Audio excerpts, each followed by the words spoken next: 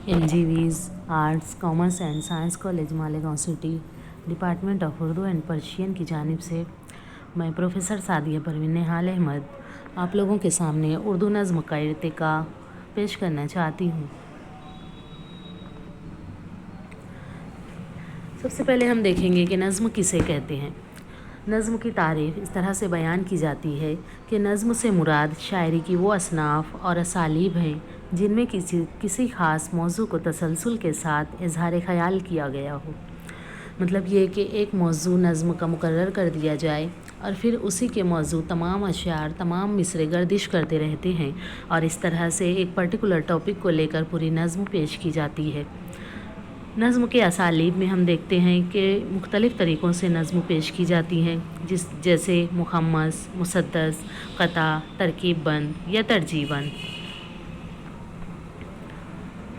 नज़्म के आगाज़ और इर्तिका के बारे में जब हम जानना चाहते हैं तो तारीख़ के झरोके में हम झांक कर देखते हैं तो हमें पता चलता है कि हमारे हिंदुस्तान में 1857 के बाद ज़िंदगी ने ज़बरदस्त करवट ली और इस करवट का नतीजा ये हुआ कि आवाम को नए नए हालात और नए नए मसाइल से दो चार होना पड़ा। तो इसी तरह से अदब में भी तब्दीली आना लाजमी हो गया। शोरा के हालात ज़िंदगी और मसाइल भी अलग अलग रुझान के होने लगे। इस वजह से नज़्म के रिवायती असालीब में तब्दीली मुमकिन हो गई और इस तरह जदीद नज़्म का आगाज़ हुआ और ये नज़्म का अहम मोड़ माना जाता है। जदीद नज़्म जो है वो 3 हिस्सों में तकसीम हो जाती है, जिसमें पहला आता है मौजू के तामीरी शऊर के एतबार से जदीद लेकिन हैयत के एतबार से कदीम हो। मिसाल के तौर पर हम कह सकते हैं कि मौजू जो है वो अलग अलग नए नए हालात नए नए मसाइल के एतबार से चुन लिए गए, लेकिन उनको पेश करने की जो शक्ल थी, नज़्म कहने की जो रिवायत थी जो कि मुखम्मस थी, मुसद्दस थी, तरकीब बंद थी, इस रिवायत को बरकरार रखा गया। दूसरी किस्म में रदीफ़ काफ़िये की पाबंदी की जाने लगी और बहरों का भी एहतमाम किया जाने लगा। इसी तरह से तीसरी किस्म जब हम देखते हैं तो उसमें हम नज़्म मुअर्रा या आज़ाद नज़्म देखते हैं। नज़्म मुअर्रा या आज़ाद नज़्म उसे कहते हैं जो रदीफ़ काफ़िये की क़ैद से आज़ाद हो लेकिन इब्तिदा से आखिर तक बहरों की पाबंदी की गई हो। इस तरह से नज़्म जदीद की 3 किस्में हो जाती हैं। इसके अलावा आज हम देखते हैं तो नसरी नज़में भी लिखी जा रही हैं और इन नज़मों में उर्दू नज़्म के आगाज़ और इर्तिका में कर्नल हॉलराइड और मौलाना मोहम्मद हुसैन आज़ाद के नाम काबिल ज़िक्र नज़र आते हैं। हमें पता है कि मौलाना मोहम्मद हुसैन आज़ाद ने 1874 में लाहौर में अंजुमन पंजाब का क़याम अमल में लाया और इस अंजुमन के क़याम के दौरान इस बात का खुलासा हो गया कि अब मुशायरे में या जलसे में जो भी नज़में पढ़ी जाएं उनका मखसूस उन्वान तय कर दिया जाए। मतलब ये कि मखसूस उन्वानात पर नज़म लिखी जाएं और इसका असर हमारे मशहूर मारूफ शायर अल्लामा इकबाल ने भी लिया और हम जब उनकी बांग दरा किताब पढ़ते हैं तो हमें उन समझ में आता है कि उन्होंने हर नज़्म का एक उन्वान दे दिया और उसी के अंडर में उसी के मौजू के अंडर में उन्होंने अपनी नज़में कही हैं और इसी तरह से ये उन्वान तयशुदा नज़में रिसालों में शाये होने लगी।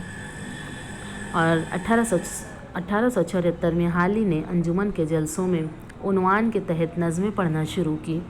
मौलाना मोहम्मद अल्ताफ़ हुसैन हाली के ज़माने में ही इस्माइल मेठी, मोहम्मद हुसैन आज़ाद, नज़्म तबा तबाई वगैरह ने अंग्रेज़ी में भी नज़मों का तर्जुमा किया और उर्दू नज़्म को अंग्रेज़ी असालीब से रोशनास कराया।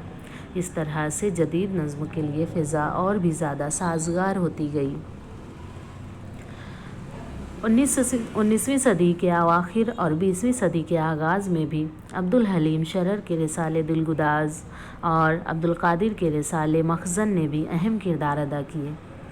मखज़न में लिखने वाले शोरा में मौलाना ज़फ़र अली ख़ान, सुरूर जहाँबादी, सुहैल, तिलोक चंद महरूम, इन तमाम शोरा का शुमार होता है जिन्होंने उन्वानात के तहत नज़में कहीं और इनकी नज़में मखज़न में वक्त ब वक्त शाये होती रहीं।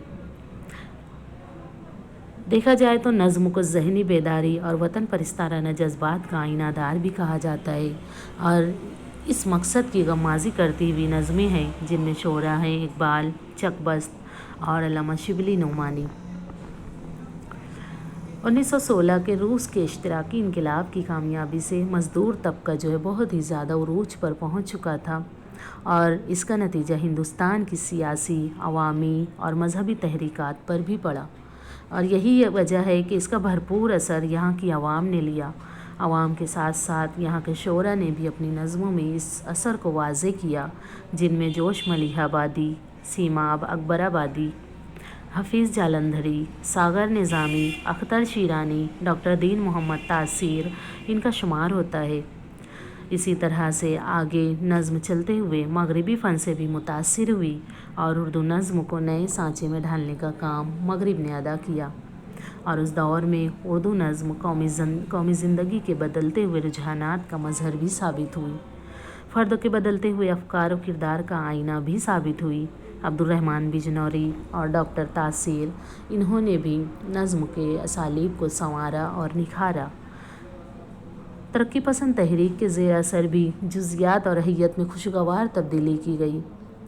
1936 میں ترقی پسند تحریک نے انسان دوستی کا جو نیا تصور دیا تھا، اس کے تحت آزادی وطن کا نیا جذبہ بھی دیا، محنت کش عوام میں آفاقی بیداری کا احساس بھی پیدا کیا، جن میں فیض احمد فیض، اسرار الحق مجاز، علی سردار جعفری، معین احسن جذبی، ان لوگوں کا شمار کیا جاتا ہے۔